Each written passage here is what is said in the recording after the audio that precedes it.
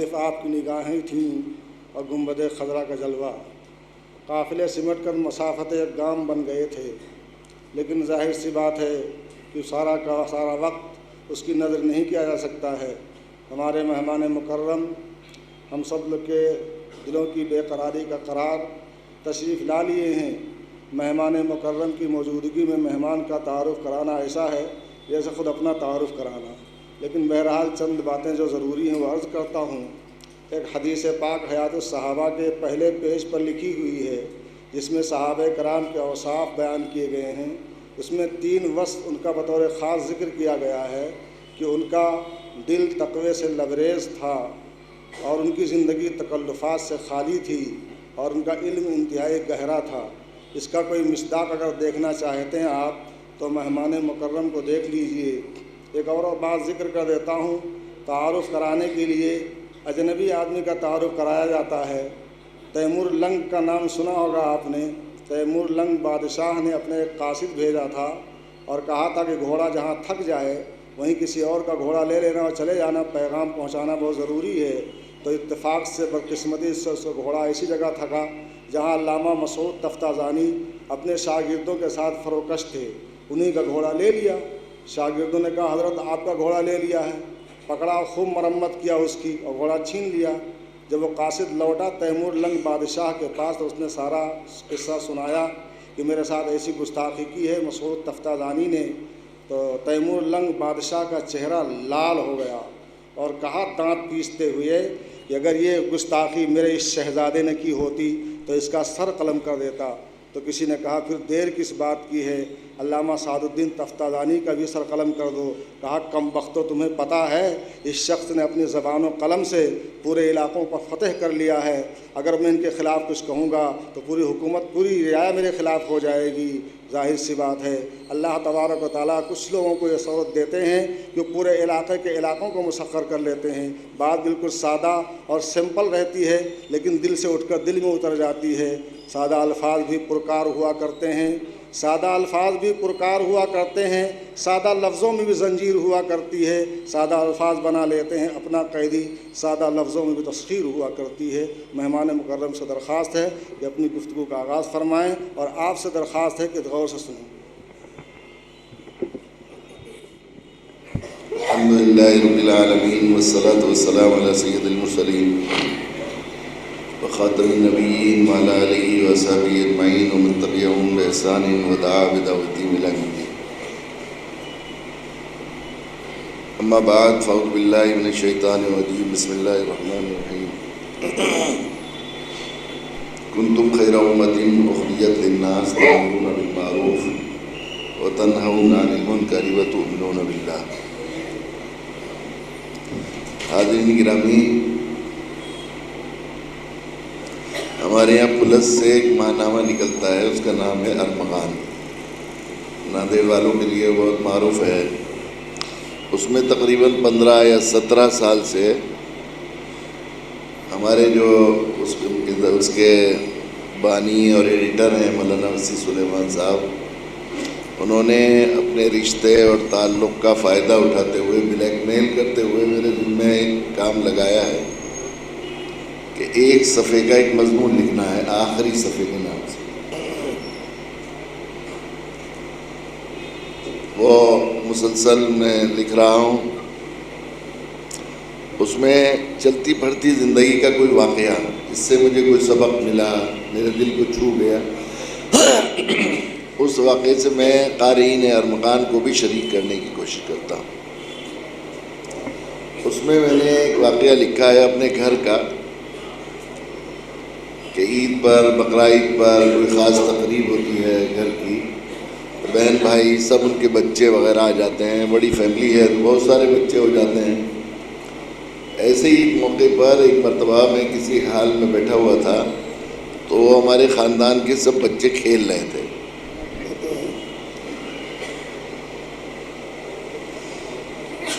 کھیلتے کھیلتے ان بچوں میں جو اللہ نے عجیب عجیب صلاحیتیں رکھی ہیں بچوں کی، الگ الگ بچوں کی زبان کو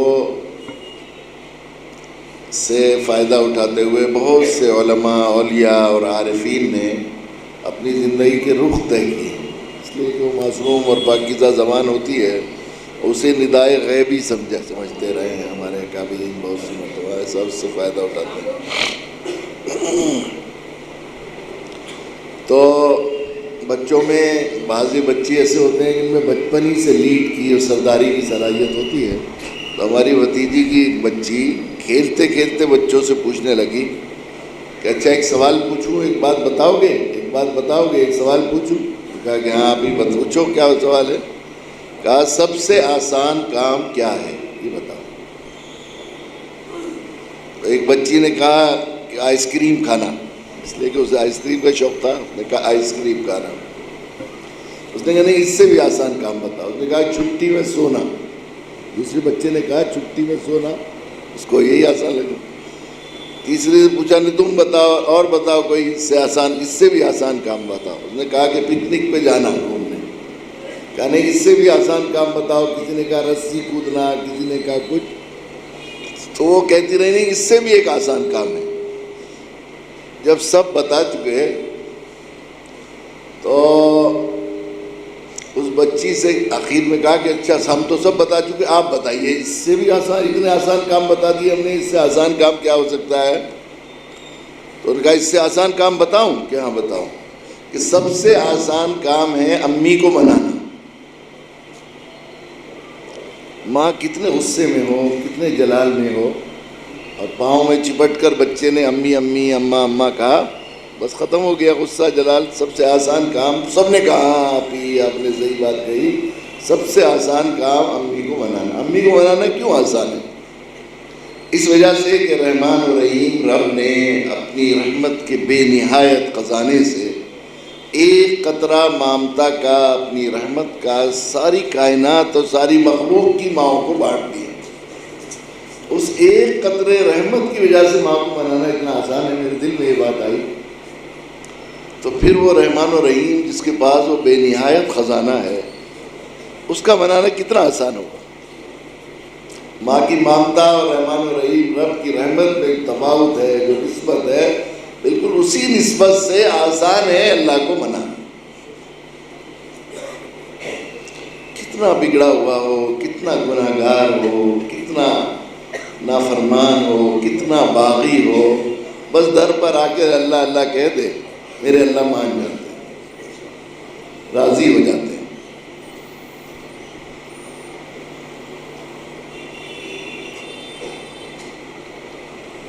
دنیا کے دروں کا یہ حال ہے کہ اگر آدمی کسی در سے چلا گیا کسی بات پر، اور کسی دوسرے در پر چلا گیا، وہاں سے دودھکارا گیا، پھر تیسرے در پر غصے ہو کر، ناراض ہو کر، بگڑ کر، بغاوت کر کے چلا گیا، اور 4-6 دروں پر جب کہیں راستہ نہیں ملا تو پھر آیا، تو پھر 1 لاکھ کی جگہ 10 لاکھ مارتے ہیں یہ انسان۔ لیکن وہ اللہ ایسے ہیں، سارے دروں سے دودھکارے جانے کے باوجود بھی اللہ کے حضور آ جائے اور میرے اللہ کہے تو اللہ تعالیٰ آغوش رحمت میں اٹھا لیتے ہیں، قبول کر لیتے ہیں۔ ایسا یہ شیطان انسان کا دشمن ہے، اور وہ یہ جانتا ہے کہ انسان کی سب سے بڑی دشمنی ہے، اور اس سے دشمنی نکالنے کا سب سے اچھا طریقہ اور سب سے بہتر طریقہ یہ ہے کہ اس کو اللہ سے دور کیا جائے، یہ اللہ کے در سے چمٹ نہ سکے، اللہ کا بن نہ سکے۔ اس لیے شیطان انسان کو بڑا بہکا، جب ذرا دین کی طرف بلایا جاتا ہے، دین کی باتیں بتائی جاتی ہیں، اللہ کی طرف بلایا جاتا ہے، تو یہ سب کہتا ہے یعنی اللہ والا بننا، عارف بننا، اللہ کا محبوب بننا، ولی بننا، یہ اللہ کو راضی کرنا بہت مشکل ہے، یہ کہتا ہے۔ بعض دفعہ جو دین کے مسائل بتائے جاتے ہیں، وہ جو اللہ کو راضی کرنے کا طریقہ اور ضابطہ اللہ نے ذرائع رحمت و شفقت ہمیں اپنے نبیوں کے واسطے سے ہمیں پہنچایا ہے، اس کا نام دین ہے، جس کے بارے میں سب سچوں کے سردار نے یہ بات ارشاد فرمائی، الدین یسر، دین آسان ہے، یعنی اللہ کو منانے کا طریقہ، اللہ کو راضی کرنے کا طریقہ بہت آسان ہے، بہت آسان ہے۔ لیکن اب دین کی باتیں بتائی جاتی ہیں تو بعض دفعہ بیچارہ بولا والا انسان مسلمان بھی یہ کہتا ہے، جی صاحب دین کی باتیں، شریعت کے مسائل کیا بات کہہ رہے ہو، تو بال سے باریک تلوار سے تیز ہیں. یعنی وہ کہنے یہ بھی نہیں سمجھتا کہ بول کیا رہا ہے. بتانے کا مطلب ہے کہ بہت مشکل، حالانکہ بہت آسان. بس آدمی لوٹ آئے بھٹک کر در در دھکے کھا کے لوٹ آیا، بس لوٹنے کو کہتے ہیں توبہ کرنا. اسی میں ایک واقعہ میں نے لکھا، علامہ ابن جوزی رحمۃ اللہ علیہ نے واقعہ بیان کیا ہے. ایک مرتبہ میں جو ہے ایک راستے سے گزر رہا تھا تو مجھے ایک بچے کے رونے کی آواز آئی. میں قریب پہنچا اس گھر کے تو ماں اپنے بچے کو پیٹ رہی تھی تادیباً محبت سے.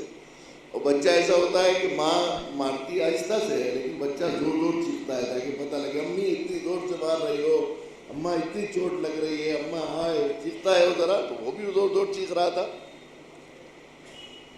تو ماں نے ایسے غصے میں آ کر تھوڑا دروازہ کھولا اور بچے کو دھکا دے کر دروازہ بند کر دیا.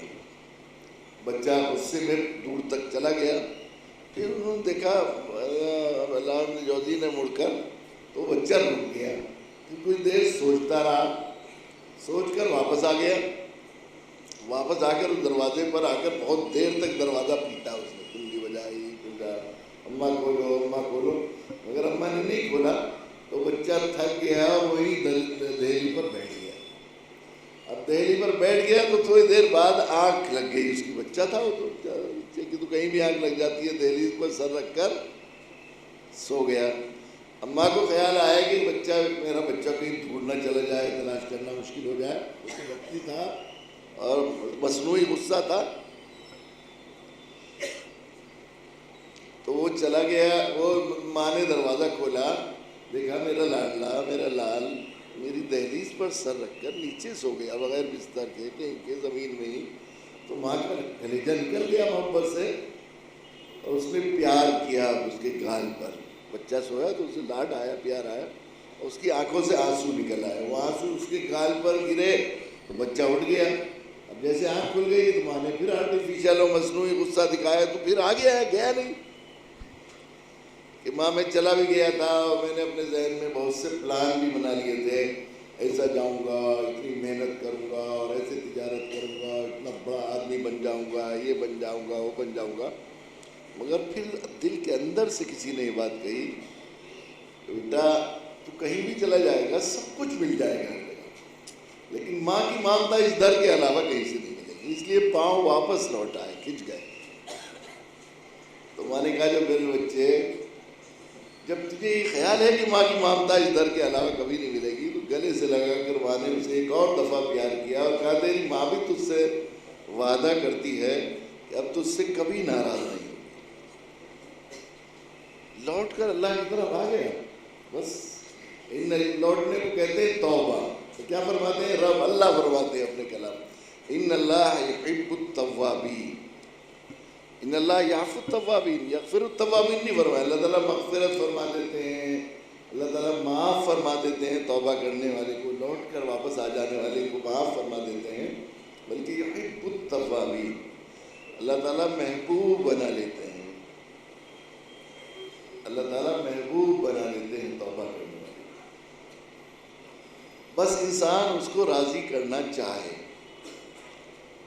اور ماں باپ، ہم دیکھتے ہیں ماں باپ کے دل میں اللہ کی طرف سے دی ہوئی ممتا کا اور رحمت کا ایک قطرہ ہے. اس ممتا کی وجہ سے ماں باپ اپنے بچے کی اس ادا سے، اس طرز زندگی سے، اس عمل سے، اس لائن آف ایکشن سے خوش ہوتے ہیں جو بچے کی دنیا اور آخرت بنانے والا ہو، بچے کو عزت کی زندگی دینے والا ہو، بچے کی راحت اس میں ہو، بچے کی خوشیاں جا ملیں، بچہ سماج میں عزت کی زندگی گزارے. اس لائن کو پسند کرتے ہیں.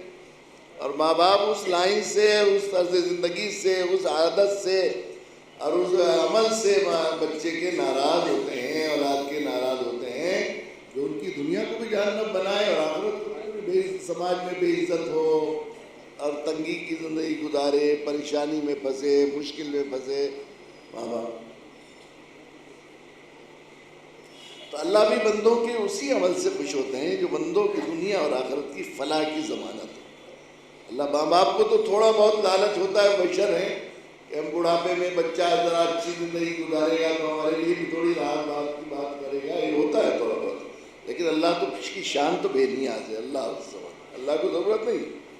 ساری دنیا کے لوگ بے دین بن جائیں, غلط راستہ اختیار کریں, کافر مشرک بن جائیں, اللہ کے باغی بن جائیں, خدائی کا دعویٰ کرنے لگیں, ہمیشہ اللہ سے ٹکرانے کی بات کریں تو اللہ کی شان اس سے ذرہ برابر, ایک حبہ برابر گھٹنے والی نہیں. اور ساری دنیا کے لوگ نبی بن جائیں تو اللہ کی شان اس سے بڑھنے والی نہیں. اللہ تعالیٰ صرف بندے کے اس عمل سے کچھ ہوتے ہیں جو اس کو اس کی دنیا اور آخرت کی فلاح کی ضمانت ہو, اور وہی ضابطے اور قاعدے دین میں متعین کیے ہیں اللہ نے, ازرائے شفقت و رحمت, جو ہمارے لیے خیر کی ضمانت ہیں, جو ہمیں ہر خطرے سے, ہر نقصان سے بچانے والے ہیں. اسی کا نام دین ہے. اب صرف یہ دیکھتے ہیں, ماں باپ بھی یہ دیکھتے ہیں, بچہ دیکھیں کئی بچے ایسے ہوتے ہیں اپنے مستقبل اور فیوچر کے لیے بہت محنت اور جدوجہد کرتے ہیں, مگر اپنی یا تو کم ذہنی کی وجہ سے یا کسی اور مجبوری کی وجہ سے وہ کامیابی کی منزل نہیں تک نہیں پہنچ سکتے. بعض دفعہ فیل پر فیل ہوتے جاتے ہیں درجے میں.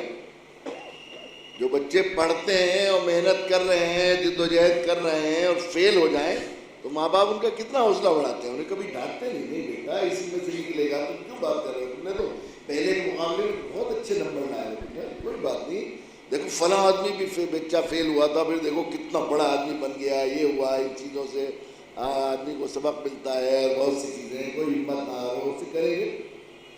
لیکن بچہ اگر وہ مسلسل کھیلتا ہے اور آوارہ گردی کرتا ہے اور محنت نہیں کرتا اور وہ پھر فیل ہوتا ہے, تو یعنی وہ کامیابی کی راستہ اختیار کرنا نہیں چاہتا, اپنی زندگی کو کامیاب بنانا نہیں چاہتا, تو اس سے ناراض ہوتے ہیں.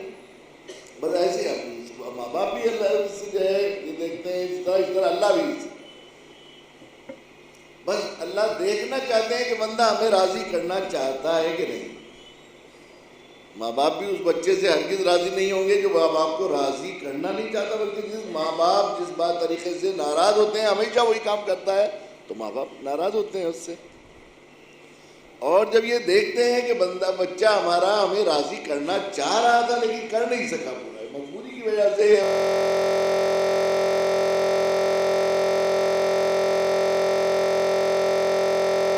بندہ ہمیں راضی کرنا چاہتا ہے کہ نہیں چاہتا, جو راضی کرنا چاہتا ہے اللہ اس سے راضی ہو جاتے ہیں. بزرگوں نے کہیں اللہ مرتضی نے ایک چھوٹی سی مثال, بڑی پیاری مثال لکھی ہے کہ کئی دفعہ ایسا ہوتا ہے کہ ماں باپ اپنے بچوں کا حوصلہ بڑھانے کے لیے, ان کی تربیت کے لیے, ان کی سطح سے, ان کی طاقت سے کچھ زیادہ کام اس سے کروانے کو دعوت دیتے ہیں, کہتے ہیں بیٹا یہ کرو یہ کرو, ذرا حوصلہ بڑھے, ہمت بڑھے. تو ننھا سا بچہ ہے, باپ کا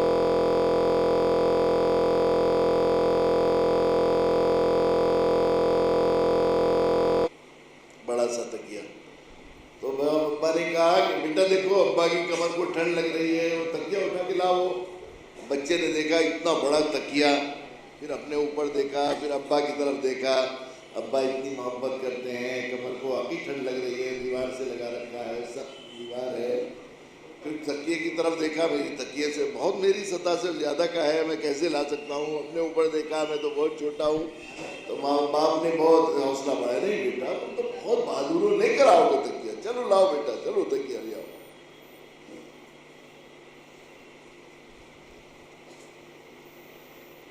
بچہ گیا ہے اپنی ہمت کر کے, اور وہ تکیے تک تو رسائی نہیں ہوئی, تکیے کا بند اسے ہاتھ لگ گیا, اس نے کھینچ لیا, تھوڑا سا ہل گیا تکیہ. بیٹا دیکھو اب تو اتنا قریب آ گیا بیٹا, واہ شاباش میرا بچہ لائے گا تکیہ, واہ.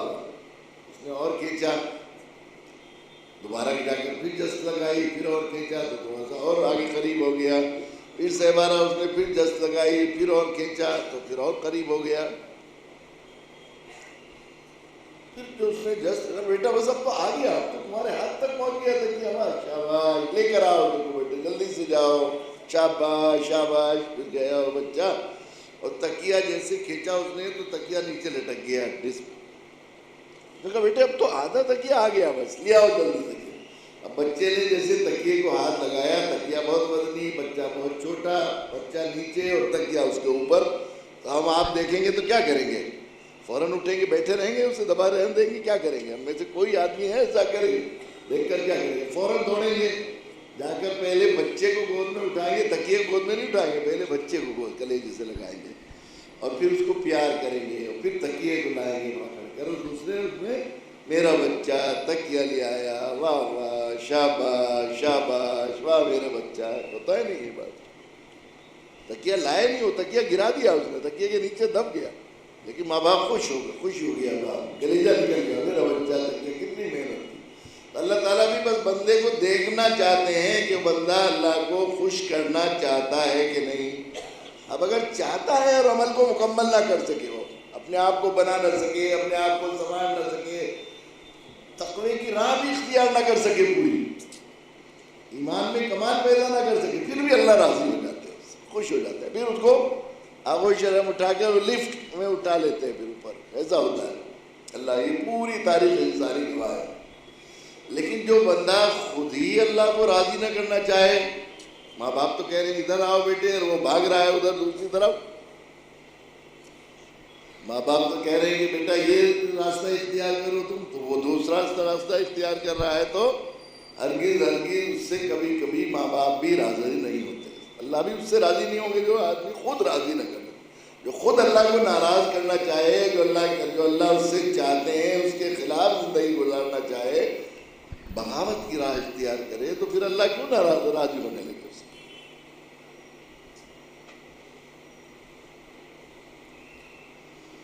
وہ اللہ جو ساری ماؤں کو مامتا دینے والے ہیں, رحمان و رحیم ہے, کریم ہے, اتنی رحمت در رحمت, احسان در احسان فرما کر اللہ تعالیٰ نے ہمیں صاحب ایمان گھرانے میں پیدا فرمایا, اور اپنے آخری نبی جناب رسول اللہ صلی اللہ علیہ وسلم کا امتی بنایا.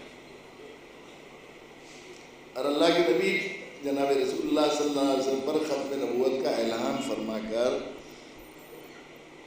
ہماری دنیا اور آخرت کی سربلندی کے لیے, اور دنیا کی تمام اور آخرت کی تمام مسائل حل کرنے کے لیے اللہ تعالیٰ نے وہ نبیوں والے کام کو, نبیوں کی نیابت کو ہمارا فرض منصبی قرار دے کر ہمیں ایک بہترین طرز زندگی اللہ تعالیٰ نے ہمارے لیے منتخب فرمائی.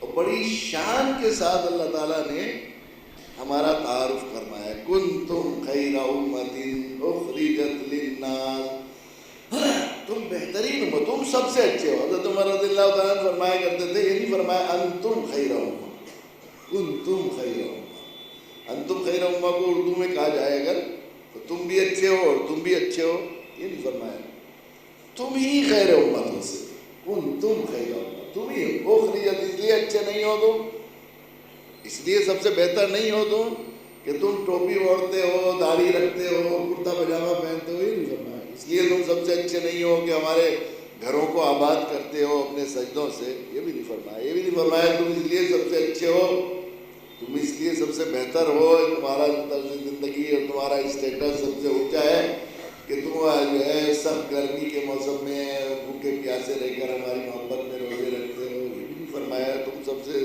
اپنے خون پسینے کی کمائی کو بے دریغ ہماری راہ میں ہمارے بندوں پر خرچ کرتے ہو, اس لیے سب سے اچھے ہو. تو حرمین میں جا کر ہمارے حرمین کی شان بڑھاتے ہو, اس لیے کنتم خیر امۃ اخرجت للناس, کہ ہم نے نکالا ہے, ہم نے تمہارے لیے راہ متعین کی ہے, تمہاری کامیابی اور فلاح کی, تمہاری خیریت کی, تمہاری سرداری کی, تمہاری سربلندی کی کا ایک راستہ دیا ہے, تمہیں ایک طرز زندگی دیا ہے.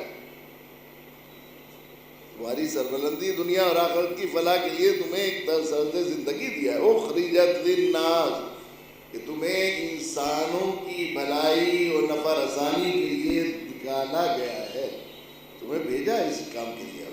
انسانوں کو دینے والا, انسانوں کی نفع رسانی, انسانوں کی خیر خواہی کے لیے تمہیں بھیجا گیا ہے. خرج للناس نہیں فرمایا, اتفاق سے ایسا ہو گیا ہے, ایکسیڈنٹ, گاڑی کا ایکسیڈنٹ ہوا, دروازہ کھل گیا تو آدمی گر گئے ہو, اس لیے مجبوری. نبوت کا اسٹاک ختم ہو گیا تھا, اس وجہ سے اب کیا کرتے, کوئی نبی تو رہا نہیں تھا, تمہارے علاوہ کون کام کرے گا, اس لیے مجبوراً تمہیں ذمہ داری دے دی گئی ہے. ایسا بھی نہیں. اخرجت للناس تأمرون بالمعروف وتنهون عن المنکر, کہ تم لوگوں کو بھلائی، دائرہ کار پوری انسانیت، اور کام کیا ہے وہ؟ تامرون بالمعروف وتنہون عن المنکر، تم لوگوں کو بھلائی کا حکم دیتے ہو، لوگوں کو برائی سے روکتے ہو، لوگوں کو بھلائی کا حکم دیتے۔ حضرت عبداللہ بن عباس، حضرت ابو ہریرہ رضی اللہ تعالیٰ عنہ اجمعین کی 2 روایتیں سید المفسرین علامہ طبری نے اس آیت شریفہ کی تفسیر میں نقل کی ہیں کہ تم لوگوں کو ایمان کا حکم دیتے ہو، لوگوں کو کفر و شرک سے روکتے ہو۔ حضرت عبداللہ بن عباس کے اقوال مفسرین نے نقل کیا کہ ایمان والوں کو ان کی ماں کے پیٹوں سے دعوت کے لیے نکالا گیا۔ امیر المومنین حضرت عمر بن الخطاب رضی اللہ تعالیٰ عنہ فرمایا کرتے تھے کہ تمہاری سرداری دعوت کی شرط کے ساتھ مشروط کی گئی، تمہیں سردار بنانے کے لیے دیا ہم نے طرز زندگی، اس لیے کہ دینے والے کو ہمیشہ عزت ہوتی ہے، سخی کو ہمیشہ عزت ہوتی ہے، تو تمہیں سخی بنایا ہم نے، ہم تمہیں سخاوت کے منصب پر دیکھنا چاہتے ہیں، دینے والا دیکھنا چاہتے ہیں، سرداری کے منصب پر دیکھنا چاہتے ہیں۔ تمہاری سرداری کا کہ دعوت کی شرط کے، حضرت عمر رضی اللہ عنہ فرماتے تھے کہ تمہاری سرداری دعوت کی شرط کے ساتھ مشروط ہے، اگر سرداری چاہتے ہو تو دعوت شرط پوری کرو۔ یہ اشکال بار بار نوجوانوں میں سننے کو ملتا ہے کہ قرآن مجید نے تو خیر امت کہا ہے، امت کو خیر امت، اور حال یہ ہے کہ سب سے گئے گزرے اور زبو حال و قوم جو ہے وہ مسلمان ہے آج دنیا میں۔ اصل میں قرآن کے صحیح نہ معنی سمجھنے کی حضرت عمر رضی اللہ سے ہمارے ذہنوں میں اشکال ہوتا ہے، ہم سمجھتے ہیں ہر عبداللہ عبد الرحمن خیر امت ہے، یہ نہیں۔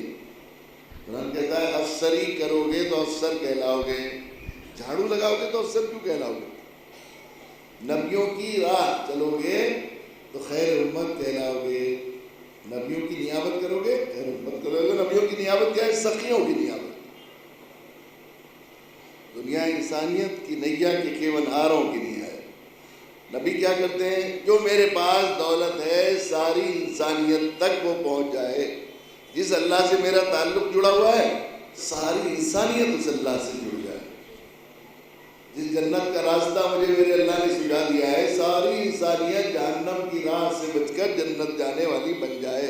اس کے لیے کچھ بھی لٹانا پڑے مجھے سب لٹا دیتے ہیں، اپنا آرام بھی، اپنی راحت بھی، اپنا مال بھی، اپنی اولاد بھی، اپنا وطن بھی، بعض دفعہ اپنی جان بھی نبیوں میں دیتی ہے۔ اس کے لیے تو نبیوں کی راہ چلو گے تو خیر امت کہلاؤ گے، بنیوں کی راہ چلو گے تو خیر امت کہلاؤ گے۔ بنیوں کی راہ راہ کیا ہوتی ہے؟ فقیروں کی راہ، سب کی تجوری سے میرے اکاؤنٹ میں آ جائے، یہ ہوتی ہے نا بنیوں کی، جس راہ پر ہم سب چل رہے ہیں، بس میرا بینک بیلنس، میرا کاروبار، میری پراپرٹی، میری دکان، میری کھیتی، میری باڑی، میرے بچوں کا موت سے پہلے کا اسٹیٹس، بس فیوچر۔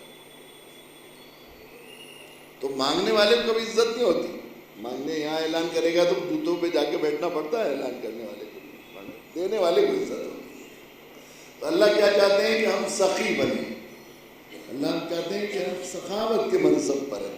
ماں باپ ہر ایک ہی چاہتا ہے کہ میرا بچہ عزت کرے، اللہ بھی چاہتے ہیں ہمارے بندے ہمارے نبی کے امتی ہیں، یہ عزت کا مقام کی زندگی گزاریں، دنیا میں خیر امت بن کر رہیں۔ ماں باپ تو چاہتے ہیں کہ میرا بچہ سب کو دینے والا بنے، اور بچہ گلیاں میں کٹورے لیے ہوئے بھیک مانگنے لگے تو ماں باپ راضی ہوں گے؟ یا اس بچے کے بارے میں کبھی ایک موٹی عقل والا بھی سمجھے گا کہ یہ ماں باپ کو راضی کرنا چاہ رہا ہے؟ اس بچے کے بارے میں کوئی موٹی عقل والا بھی کہہ سکتا ہے کہ ماں باپ کا فرما بردار ہے؟ ماں باپ تو چاہ رہے ہیں سخی بنے، سب کو دینے والا بنے، اور یہ بھیک مانگ رہا ہے۔ اللہ کی سنت یہ ہے کہ یا تو دائی بنے گا آدمی یا مدعو بنے گا، یا تو سخی بنے گا یا فقیر بنے گا۔ اب سخی نہیں بنا تو فقیر بن گئے، دائی نہیں بنے گے تو مدعو بن گئے۔ اب وہ جو بانٹنے والا ہونے کے بجائے فقیر کٹورا لے کر بھیک مانگ رہا ہے تو کیا اس سے ماں باپ کبھی راضی ہوں گے؟ یہ خیر امت کا فرض، جس کا نام اللہ نے اپنے کلام میں مسلمان رکھا، فرما بردار، ملت ابیکم ابراہیم ہوا سماکم المسلمین، ہم نے تمہارا نام رکھا ہے مسلمان، فرما بردار۔ اللہ چاہتے تو ہیں اس سے کہ دائی بنے، اور یہ بن گیا، دائی نہیں بنا تو مدعو بن گیا، ہم لینے والے بن گئے، تہذیب بھی تمدن بھی ہمیشہ لینے والے کو ہمیشہ احساس کمتری کا سامنا ہوتا ہے، ہمیشہ انفیریئرٹی کمپلیکس میں رہتا ہے لینے پر۔ فقیر کو تو کبھی سارا آنکھ اٹھانے کی ہمت بھی نہیں ہوتی کسی کے سامنے مانگنے والے کو۔ اس شخص کے بارے میں جو اپنے آپ کو مسلمان بھی کہتا ہے، اللہ کے نبی کا امتی بھی کہتا ہے، اور دائی بن کر زندگی گزارنے کی بجائے مدعو بن کر زندگی گزار رہا ہے، اس کے بارے میں کوئی موٹی عقل کا دنیا کا کوئی قانون و ضابطہ اس کے بارے میں یہ فیصلہ کر سکتا ہے کہ اپنے اللہ کو راضی کرنے والی زندگی گزار رہا ہے یا یہ فرما بردار یعنی مسلمان ہے؟ مسلمان کہتے ہیں فرما بردار کو، اس کو کوئی مسلمان کہہ سکتا ہے ایسی شخص کو؟ تو اس کی ذمہ داری ہے، منصبی فریضہ جو اس کا، اس کے لیے پیدا کہ اس کو خیر امتیت کی جو علت ہے وہی چھوڑ رہا ہے، سب کچھ کر رہا ہے، کتنی بھی وہ عبادت اور کتنے بھی وہ دوسرے جو ہے معمولات اور نیکیاں کرتا رہے، جو اس کی منصبی ذمہ داری ہے کہ اس کو ادا نہیں کر رہا ہے، تو ہرگز اہل عقل کے نزدیک وہ فرما برداروں میں شمار کرنے کے لائق نہیں۔ امام کو مسجد کے ٹرسٹی نے یا مینجمنٹ نے کس کام کے لیے رکھتے ہیں؟ امام کو امامت کے لیے۔ اب امام صاحب مسجد میں سب کام کریں، مسجد میں جو ہے صفائی بھی کریں، ٹوائلٹ بالکل چاندی کی طرح چمکائے رکھیں، جتنے نمازی آئیں سب کے جوتوں کو پالش کریں، اور ہر نمازی کا عطر لگا کر استقبال کریں، اور پورے مسجد میں گارڈن بھی لگائیں اور اس کو پانی بھی دیں، اور مسجد کو بالکل ایسا جنت کی طرح بنائے رکھیں، کام کریں، لیکن امامت نہ کریں۔ امامت کرے نہیں صاحب، بس امامت، اس کے علاوہ اور کچھ بھی کروا لیے لیکن امامت رہی۔ ایسا شخص، ایسا امام فرما بردار کہلانے کے لائق ہوگا؟ کوئی موٹی عقل کا آدمی بھی اس کے بارے میں یہ کہہ سکتا ہے کہ یہ امام صاحب مینجمنٹ کو خوش کرنا چاہتے ہیں، مینجمنٹ اس کے اس عمل سے کچھ ہو جائے گے، ٹرسٹیز یا یہاں کے متولی جو بھی اس طرح کا ہو، ڈرائیور کو رکھتے ہیں کہیں کے لیے، ڈرائیونگ کے لیے۔ اب یہ ڈرائیور مالک کے ہر خدمت کر رہا ہے، گاڑی کی دھلائی بھی کر رہا ہے، گھر کی صفائی بھی کر رہا ہے، پھلواریوں کو پانی بھی دے رہا ہے، مالک کے پوتے کے پاؤں میں مالش بھی کر رہا ہے، اور سڑک پر کھڑا ہو کر مالک کی تعریف بھی کر رہا ہے، میرے مالک اتنے سخی ہیں، پورے نادیڑ میں اس کی شان کا کوئی آدمی نہیں ہے، اور یہ نہیں ہے وہ نہیں ہے، اور وہ کہہ رہے ہیں کہ صاحب میری وہ فلائٹ نکلی جا رہی ہے، تم ذرا گاڑی پہ ڈرائیونگ کرو، کہ صاحب ڈرائیونگ نہیں کروں گا میں، اور وہ کیا کرانا، یہ کام میں نہیں کر سکتا، بس ڈرائیونگ کا میرا کام نہیں ہے، اسٹیئرنگ پر نہیں بیٹھتا، تو کوئی موٹی سے موٹی عقل کا آدمی بھی اس ڈرائیور کو فرما بردار کہہ سکتا ہے؟ یا اس کے بارے میں کوئی فیصلہ کر سکتا ہے کہ یہ مالک کو راضی کرنے والا ہے؟ تو یہ مالک ایسے ڈرائیور سے کبھی راضی ہو سکتا ہے؟ ایک ڈاکٹر کو اسپتال میں رکھا کہنے کے لیے، علاج کے لیے، مریضوں کے علاج کے لیے، اور یہ ڈاکٹر ہسپتال کی مریضوں کی اور عملے کی ہر خدمت کر رہا ہے، وہاں پر صفائی بھی کر رہا ہے، مریضوں کے کپڑے بھی دھو رہا ہے، اور مریضوں کو کھانا بنا کر بھی کھلا رہا ہے، لائبریری کو بھی صحیح کر رہا ہے، اور جناب وہاں پوچھا بھی لگا رہا ہے، اور سب کی ہر خدمت کر رہا ہے، لیکن مریضوں کو دیکھ نہیں رہا ہے، علاج نہیں کر رہا ہے، دوا نہیں دے رہا ہے، تو ایسے ڈاکٹر کے بارے میں کیا کہا جائے گا کہ یہ فرمانبردار ڈاکٹر ہے؟ یا اس کے بارے میں مالک، اسپتال کا مالک یا مینجمنٹ کبھی اس ڈاکٹر سے راضی ہو سکتا ہے؟ یا اس کے بارے میں خیال کیا جا سکتا ہے کہ اسپتال کے مینجمنٹ کو راضی کرنا چاہتا ہے، جو راضی کرنا نہیں چاہتا تو راضی ہو جائے گا؟ میرے بزرگوں بالکل ہمارا حال بھی وہی ہو گیا ہے،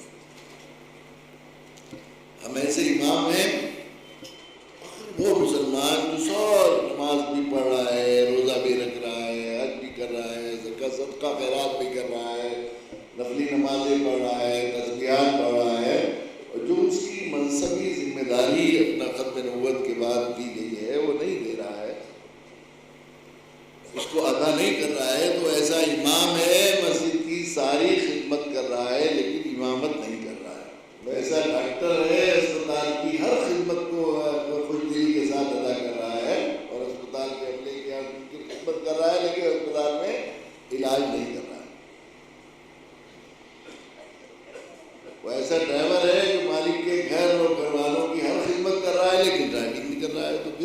ایسے ڈرائیور، ایسے احمق ڈرائیور سے اور ایسے احمق جو ہے ڈاکٹر سے کبھی مالک یا مینجمنٹ کبھی راضی ہو سکتا ہے؟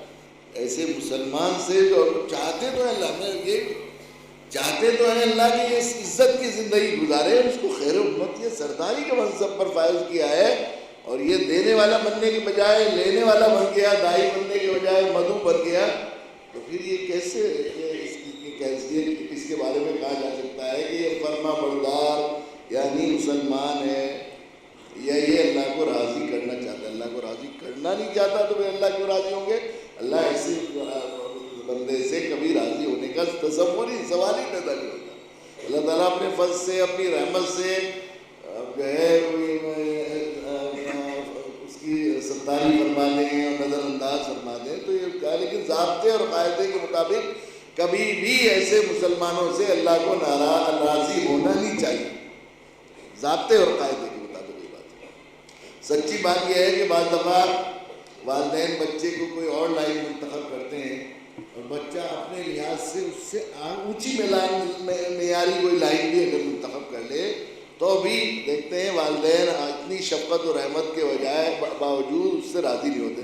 مثلاً باپ انجینئر ہے اور اس کا انجینئرنگ کا بہت بڑا تجربہ ہے، وہ چاہتا ہے کہ میرا بچہ انجینئر بنے تو میں زندگی بھر کے تجربے سے فائدہ اٹھا کر اسے بہت معیاری قسم کا ملک کا انجینئر بناؤں، لیکن بچے کو یہ خیال ہوا کہ انجینئرنگ کا آج کل اسکوپ نہیں ہے، میں تو ڈاکٹر بنوں گا۔ اس نے کوشش کی اور محنت کر کے اور پی ایم ٹی یا نیٹ کوالیفائی کر کے وہ اچھے معیاری میڈیکل کالج میں داخلہ لے لیا، تو بھی باپ اس سے کبھی راضی نہیں ہوا، ہمیشہ کھٹکے گی یہ بات کہ ہم بنانا تو چاہ رہے تھے انجینئر اس کو اور بن گئے ڈاکٹر۔ اگرچہ آج کے زمانے میں انجینئر سے کے مقابلے میں اس کے فیوچر، اس کے اسٹیٹس کے لحاظ سے ڈاکٹر کا اسٹیٹس کئی زیادہ بڑا ہوا، بڑے ہوئے اسٹیٹس کو بھی۔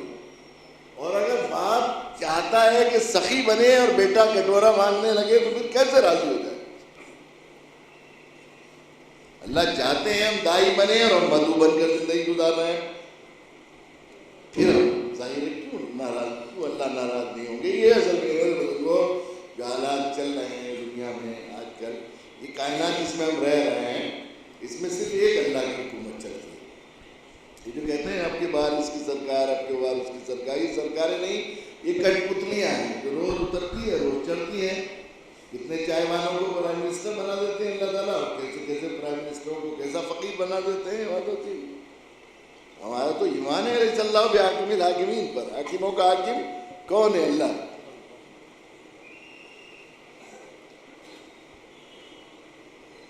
اور جب اللہ حاکم ہے تو قانون کس کا چلے گا؟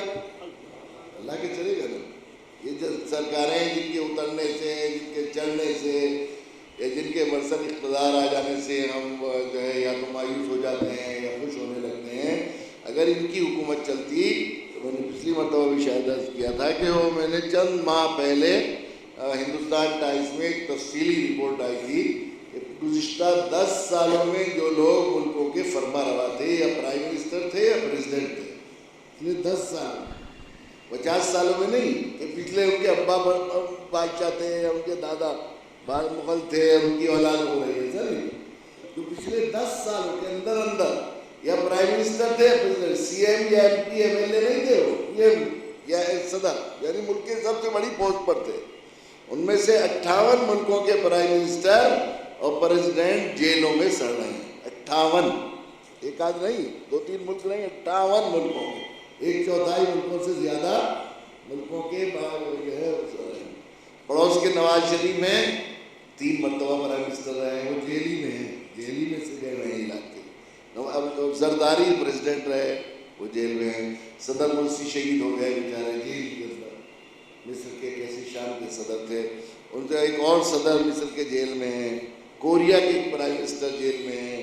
برطانیہ کے ایک کارگزار جو ہے پرائم منسٹر جیل میں ہیں۔ اس طرح 58 ملکوں کے پرائم منسٹر اور پریزیڈنٹ جیل میں۔ اگر ان کی حکومت چلتی تو کوئی چپراسی بھی جیل میں جانا چاہتا ہے؟ نہیں چاہتا نا چپراسی بھی جیل۔ معلوم ہے اللہ کی حکومت پہلے بھی ہمارے اللہ کی حکومت چلتی ہے، اب بھی ہمارے اللہ کی حکومت چلتی ہے۔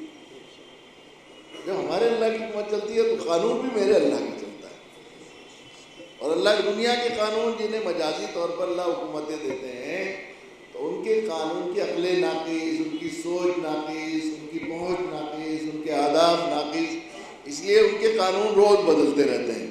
پارلیمنٹ ہونا اس بات کی علامت ہے کہ ہمیں وقت کے اعتبار سے جب یہ قانون فیل ہو جائیں گے، ان میں کمی محسوس ہوگی تو ہمیں انہیں بدلنا پڑے گا، اس کے لیے پارلیمنٹ کی ضرورت ہے۔ پارلیمنٹ کا ہونے کا مطلب یہ ہے، لیکن اللہ کا قانون نہ کبھی بدلا نہ کبھی بدلے گا۔ وَلَن تَجِدَ لِسُنَّتِ اللَّهِ تَبْدِيلًا وَلَن تَجِدَ لِسُنَّتِ اللَّهِ تَحْوِيلًا۔ اللہ کی سنت کو نہ کبھی پھرا ہوا پائیں گے آپ، نہ اللہ کی سنت کو کبھی بدلا ہوا پائیں گے۔ وہ قانون ہے اللہ کے یہاں اندھی نگری چوپڑ راجا بھی نہیں ہوتا۔ اللہ کے یہاں فورس اور سورس سے بھی فیصلے نہیں بدلے جاتے۔ اللہ کے یہاں اجتہادی غلطی بھی نہیں ہوتی۔ کئی دفعہ جج کے سامنے وکیل ذرا ذہین ہوتا ہے اور گواہ ذرا چالاک ہوتے ہیں، وہ اس طرح جھانسا دے دیتے ہیں کہ آدمی وہ جج جھانسے میں آ گیا۔ اللہ تو عالم الغیب والشہادہ ہے۔ اللہ کا قانون یہ ہے کہ دینے والے کو عزت دیتے ہیں اللہ تعالیٰ، اور دینے والے کو ذلت کا سامنا کرنا پڑتا ہے۔ اور اللہ کا قانون یہ ہے کہ ظالم کی طرف اللہ کا قہر اور مظلوم کی طرف اللہ کی رحمت متوجہ ہوتی ہے۔ یہ قانون ہے اللہ کا۔ پوری دنیا کے جو حالات ہیں، اقبال اتنے دن پہلے رونا رو کر رو گئے تھے بیچارے کہ برف گرتی ہے تو بیچارے مسلمانوں پر، جو آفتیں جو مصیبتیں جو مشکلیں آ رہی کن پر آ رہی؟ مسلمانوں پر۔ آج تو 22 سے 22 مسلمان کو اس کا احساس ہے کہ برف گرتی ہے تو بیچارے مسلمانوں پر۔ قانون کا نفاذ یہ بتا رہا ہے تو جو ہے اجتماعی اموات اور ہلاکتیں 100% اللہ کا اطاعت ہوتی ہے، غضب کی وجہ سے ہوتی ہے۔ جہاں بھی دنیا میں لاشیں ہیں کس کی گنی جا رہی ہیں؟ لاشیں مسلمانوں کی۔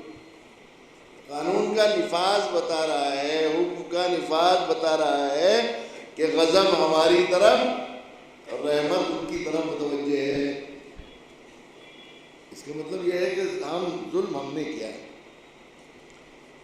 دائی بن کر ان تک ان کا پیغام پہنچانا، یہ کلمہ، یہ دین لا الہ الا اللہ محمد رسول اللہ کا یہ پیغام اور یہ دین اسلام ہمیں امانتاً دیا گیا تھا۔ اللہ کے آخری نبی جناب رسول اللہ صلی اللہ علیہ وسلم نے آخری حج کے موقع پر 1.25 لاکھ صحابہ کی موجودگی میں لوگوں سے پوچھا تھا کہ تم سے میرے بارے میں سوال کیا جائے گا، کیا میں پہنچا چکا؟ سب نے کہا کہ بلغت الرسالہ وأدیت الامانہ، سب پہنچا چکا۔ آپ نے آسمان کی طرف کو 3 دفعہ انگلی کا اشارہ فرمایا، اللہم اشہد اللہم اشہد اللہم اشہد، اللہ گواہ رہی ہے، اللہ گواہ رہی ہے، اللہ گواہ رہی ہے، یہ فرمایا۔ اور پھر فرمایا فَلْيُبَلِّغِ الشَّاهِدُ الْغَائِبَ، یہ امانت کے طور پر دین دے کے جا رہا ہوں، اسے ان تک پہنچا دو جن تک نہیں پہنچا ہے۔ یہ امانت کے طور پر دیا گیا ہے، ہمیں یہ ذمہ داری دی گئی ہے ہمیں، اور ہمیں اس بات کو بار بار یاد کرایا جاتا ہے۔ نظام بنایا گیا ہے اس دین میں۔ روزہ اطہر پر حاضری ہوتی ہے تو سلام کے جو الفاظ ہمیں آج بھی سکھائے جاتے ہیں، اور زبان پر الصلاۃ والسلام علیک یا رسول اللہ، الصلاۃ والسلام علیک یا حبیب اللہ کہہ کر بلغت الرسالہ وأدیت الامانہ ونصحت الامہ، یہ باقاعدہ یہ الفاظ یاد کرائے جاتے ہیں۔ ایک اور نبی کے سامنے جا کر اسے یاد کر بھول کہ یا نبی اللہ وہ امانت آپ ہم دے کر گئے تھے، ہمیں ہے، یاد ہے، بھولے نہیں ہیں کہ یہ ہمارے تھے، تو ہم نے پہنچایا نہیں، اور نہ پہنچانے کی وجہ سے اتنی بڑی تعداد ایمان کے بغیر دنیا سے رخصت ہو رہی ہے اور دوزخ کے ایندھن بنی جا رہی ہے۔ تو ہم نے حق مارا ہے، ان کا حق مارا گیا۔ حق مارنے والا ظالم ہوتا ہے اور جس کا حق مارا جاتا ہے وہ مظلوم ہوتا ہے۔ اور اللہ کا قانون یہ ہے کہ ظالم کی طرف اللہ کا خیر، مظلوم کی طرف اللہ کی رحمت۔ اگر ہم اللہ کو راضی کرنا چاہتے ہیں اور ہم یہ چاہتے ہیں کہ اللہ کی رضا اور اللہ کی رحمت ہماری طرف متوجہ اور غضب سے ہم نکلیں،